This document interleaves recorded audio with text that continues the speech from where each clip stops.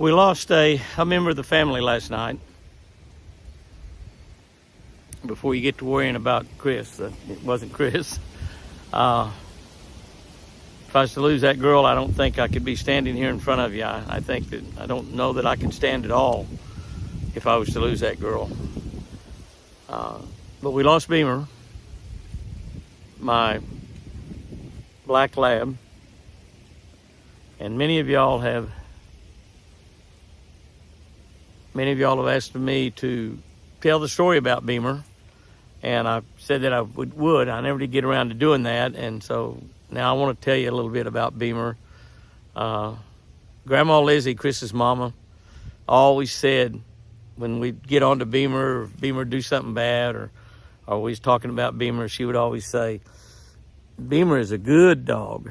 And even when Beamer was doing something that she was getting in trouble for, Grandma Lizzie would always say, Beamer is a good dog. And Beamer was not a good dog. Beamer was a great dog. A great dog. And what happened was she simply probably died of age. She'd been going downhill a little bit lately. We actually had her at the vet Friday. And she seemingly was just great yesterday and doing well, eating well. She ate a lot of turkey like the rest of us did the last few days. And she was just fine when we got home from church yesterday afternoon. Her and Bella both came out to meet us. We had taken 2 vehicles to church, and as we got back, they both ran out to meet us, and she was just fine. And as Sherry and Jack and Lightning and Stormy packed to leave, she was out with them all the time, running around and just all over and just in really good shape. But after Chris and I had eaten dinner last night, I took the pills out that the vet had given us a prescription for to give to Beamer, and laid 3 of them out there. And Chris reached over like she was going to take one. I said, no, those are not yours. Chris takes a lot of pills. Those are not yours. Those are Beamer's, and we'll wrap them up in some turkey. Chris and I had eaten. We're almost finally out of the turkey and dressing, but we'd eaten turkey and dressing, and we saved some there. That was on her plate, I believe. I think I cleaned my plate up. But to put those pills in, and I said, where is Beamer anyway? I haven't seen her in a little while. And we got to looking around. I couldn't find her anywhere in the house, and I looked outside and I couldn't find her anywhere. Hollered at her several times. She didn't show up. And so I put Chris to bed about 10 o'clock probably. And I told her, she said, well, what about Beamer? And I said, I'm going to go look for Beamer. Don't worry, I'll find Beamer. And so I took one of my big Cyclops spotlights and went looking. And I looked for quite a while, and I was out pretty good ways away from the house and walking in the woods and calling and looking. And I couldn't find her. And so my light went out. The thing is, the Cyclops is a bright, bright light. But when it goes out, it's really bright. It just goes out. It doesn't start getting dim or anything, give you any warning. So I went back to the house, got another spotlight, and went back out and checked on Chris. She was sleeping. She was fine. And I went back out and even went and checked a pig trap we had, because Beamer has got caught in a pig trap before. But she usually would bark. And I'd got kind of close to that big trap. That's where I was heading to when my light went out. And so I went over there to that. And I walked down by the pump house, because she went to the pump house with me a lot and all that area there, and walked down all along, went out on the dock and went out on the deck and shined all along the bank. I thought, well, maybe she might have gotten the water and something and be in the water, stuck in the mud, or couldn't get out of the water, whatever. I didn't know, but I couldn't find her. And I finally went over east of the house to that an area over there that we mow. We keep it looking like a yard, even though it's not the yard. And I was talking and hollering for her all along, and it was about midnight, right, just about midnight. And I finally saw her laying over there, and I thought, oh, Beamer, no. And I shined a light on her, called her name. She raised her head up. I said, oh, Beamer, thank goodness you're alive. I've been so worried about you. And I walked over to her, and I got to her, and she gets up, and she got up. Her back end was wobbling around, and she sort of fell back down, but she sat on her back end and sat up like sit. You tell them to sit. She learned to sit when she's just a little bitty baby. She's so smart. And she sat on command so well every single time. And she sat there, and I petted her, and I said, "Oh, baby, you're so bad." And I kneeled down there with her. I laid her down and started loving on her. She looked up at me with those big brown eyes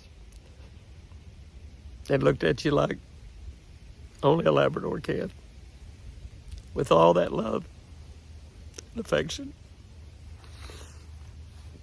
Beamer knew she was dying. She was waiting on me to find her. She also knew I'd be looking for her. She was waiting to tell me goodbye. She was wanting me to love on her before she left. You've heard stories of a mom or dad or a grandma or granddad staying alive for days while a son or daughter or loved one drove across the country to get there to say goodbye. And that person hangs on until that son or daughter gets there. And they tell them goodbye that one last time here on this side of eternity. Beamer was doing that. Beamer was waiting on me.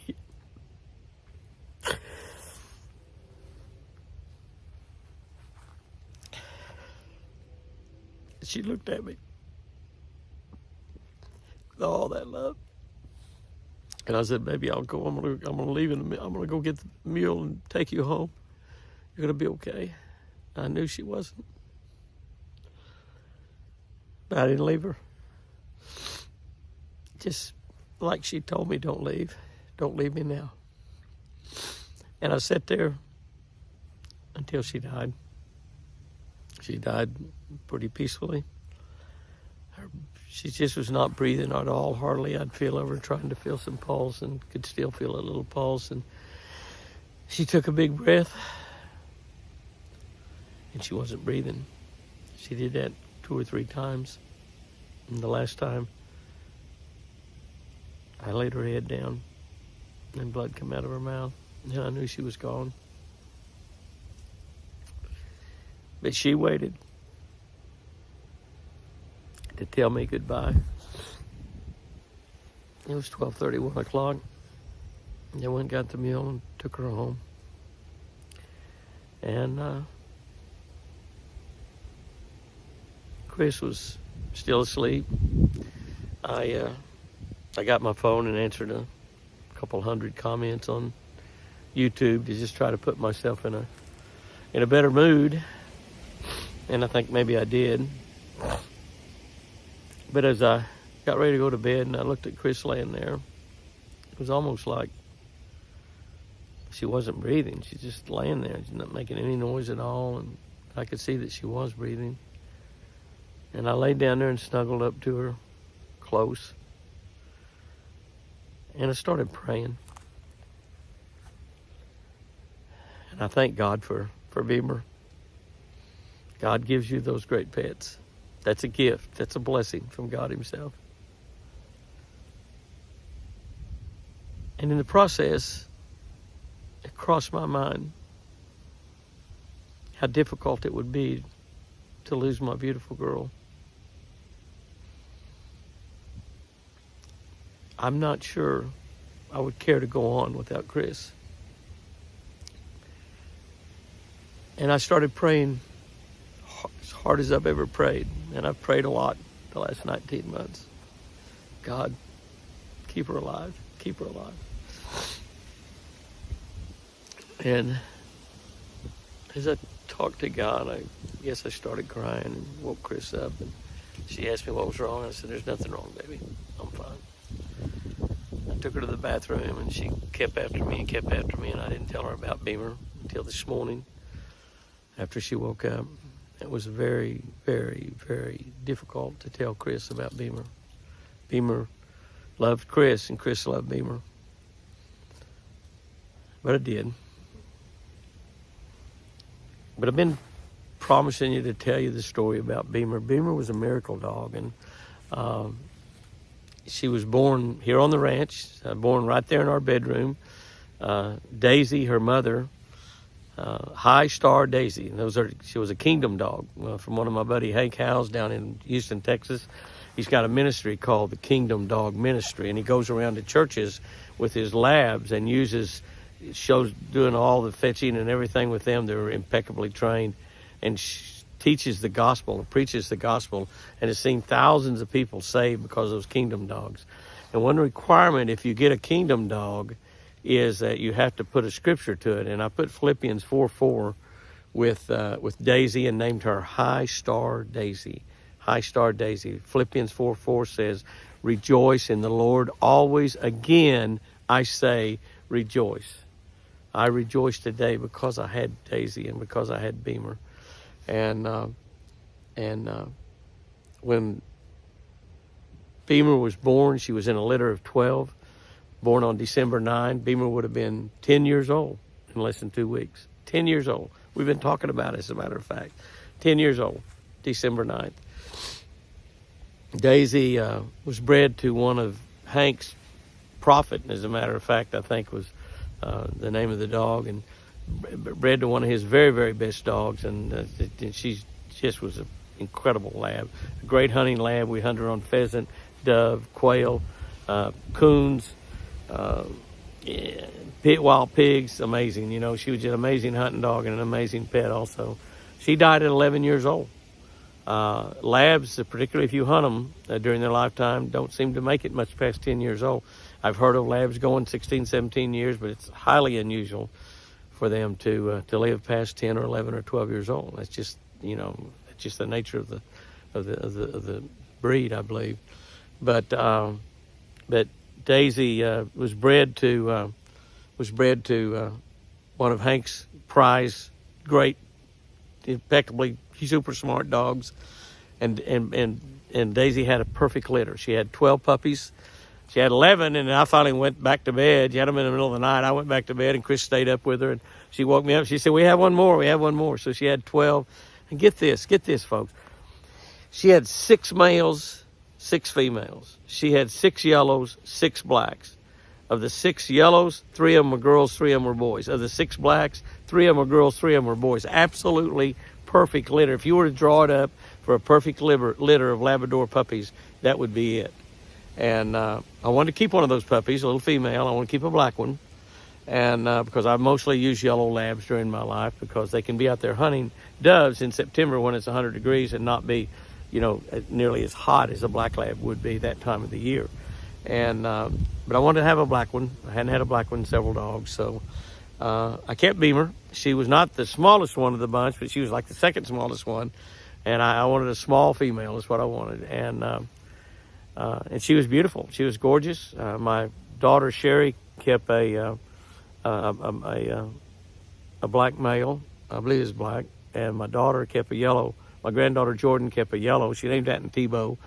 And those 3 puppies were together all the time, and at a young age, within the first, couple of months or so, one of them got parvo. All 3 of them got parvo because one of them did. And parvo is almost 100% killer. Usually if puppies have it, they don't do anything. You just let them die. We couldn't do that.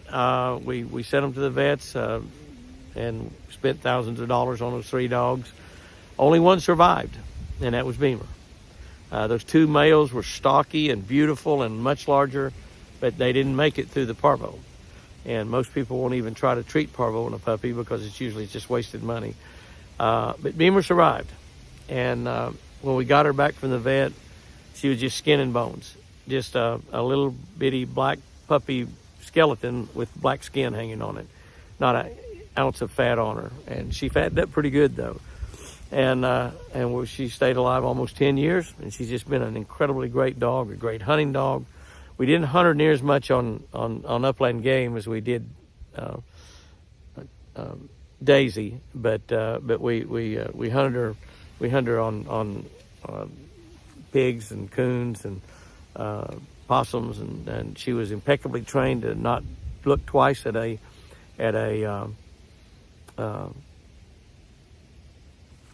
turkey or a deer. She would not pay any attention to rattlesnakes.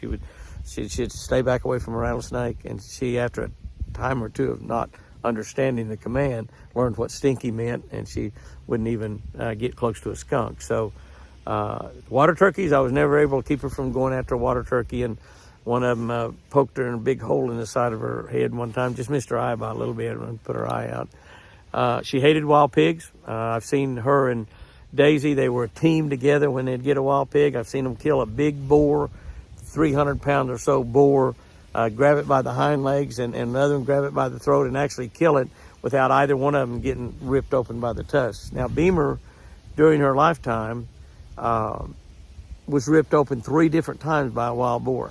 Completely ripped open, her belly just wide open. And it cost $300, $400, $500 to get her sewed up each time. And she hated wild pigs. If we've run into a bunch of pigs and had a bunch of little ones, she would always catch and kill at least one little one every single time. The little ones could not get away from her. She was just too fast. And but none of the big wild boars ever killed her, even though she got ripped open 3 times. One of the times she got ripped open, her and Daisy, heard them barking. I was out working in the building or something and heard them barking, and I thought they had an armadillo or something in a hole, and so I went out there, and they had a big boar, and they were circling around this big boar, and I looked, and Beamer had her whole belly ripped wide open, blood and her guts hanging, and just terrible looking, and I couldn't get them away from them. They circled in this boar, and I hollered at Chris, and she brought me a .22 rifle out there. I finally got around where I could get a perfect shot. Shot the boar right in between the eyes. If you're going to shoot them with a .22, you need to shoot them in the ear or between the eyes. I shot it between the eyes. It just cuts out running. Didn't drop or nothing.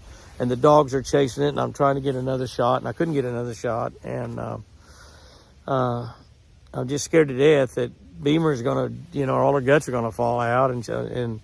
But the pig runs in a pond, and the dogs jump in the pond with it. By the time I got there, they're out there, and I can't get a shot at the pig without taking a chance of hitting one of my dogs. And they're going under and coming up and going under and coming up, and I was afraid the pig would drown both Daisy and Beamer. And but somehow those 2 dogs, one of them with his Beamer with her side ripped wide open, drowned that big boar.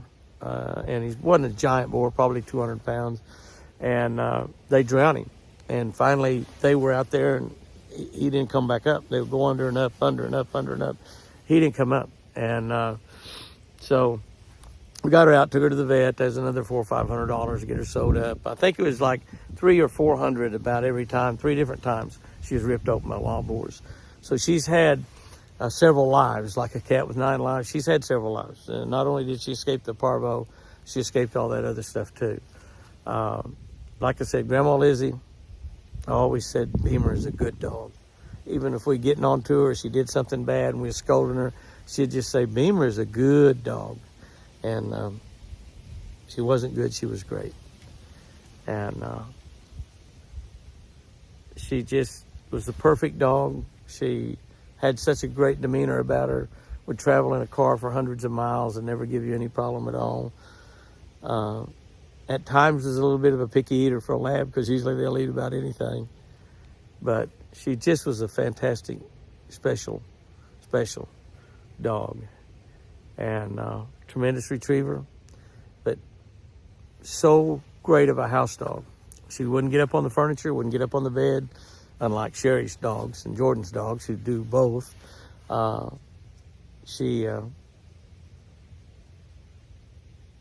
was a great watchdog until she got older, and she wasn't that great a watchdog as she got older, but a great watchdog. Not a guard dog. I don't know if she'd attack anybody unless they were getting after you, but she was just a great dog. So that's a little bit of the story of Beamer. Lots and lots and lots of stories about Beamer I could tell, but I know that many of you pray for your dogs and your animals. I pray for mine. Many of y'all have prayed for my animals, prayed for our deer, prayed for our dogs. some of you ask about do we bury our dogs, and no, I did not bury Beamer. I took Beamer up to a high spot on the mountain, a special place where I took her mother, and I set Beamer up there and propped her up where she was just sitting there looking down over the mountain. And as you look at her, she looked perfect. She looked perfect. And that's the way I remember. Not out in that yard at 12:30 or 1 o'clock last night laying there with blood running out of her mouth. I won't remember that. But I'll remember her sitting there looking over that mountain.